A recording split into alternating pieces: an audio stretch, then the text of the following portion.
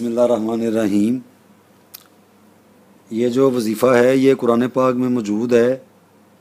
इसको विर्द करने से ये फ़ायदा होता है कि काफ़ी सारी ऐसी चीज़ें होती हैं जिसे हम मुशाहदाती तौर पे हमारा अच्छे तरीके से मुशाहदा नहीं हुआ होता।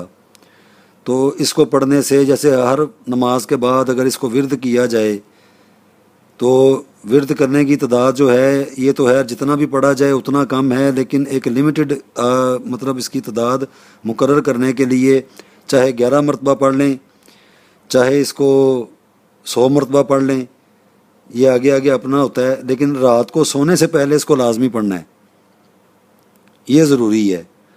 रात को सोने से पहले इसको लाजमी पढ़ें। इसका जब वतीरा बन जाएगा, रोज़ का एक मामूल बन जाएगा, तो इंशाअल्लाह ताला ये चीज़ बनती बनती पकते पकते एक ऐसी कैफियत बन जाएगी कि कोई किसी को बेवकूफ़ नहीं बना सकता।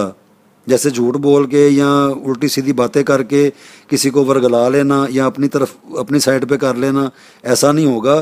तो गैबी तौर पे उसकी मदद अल्लाह सुब्हानो तआला फरमाएंगे। ये बिल्कुल सच्ची बात है। तो रात को सोने से पहले इसका जो है विर्द किया जाए, 11 मरतबा पढ़ लें, या इसको पढ़ते पढ़ते ही सो जाया करें, या स्पेशल कोई चीज़ मालूम करनी हो तब भी इसको पढ़ के सो जाएं तो इंशाल्लाह ख्वाब के ज़रिए बशारत मिल जाएगी।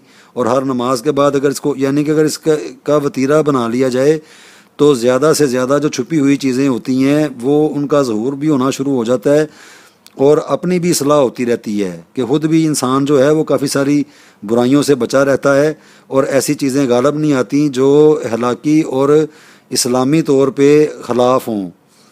यानी कि खिलाफ शरा जो बात होती है वो नहीं होगी, जो दुरुस्त चीज़ होगी वही ज़िंदगी के अंदर आएगी। अपनी सलाह के लिए और दूसरों को सही तरीके से जांचने के लिए कि कौन हमारे वेल विशर हैं और कौन नहीं। तो इस हवाले से ये बड़ा मुजरब किस्म का ये कुरान पाक में आया था, ये उसका अमल है।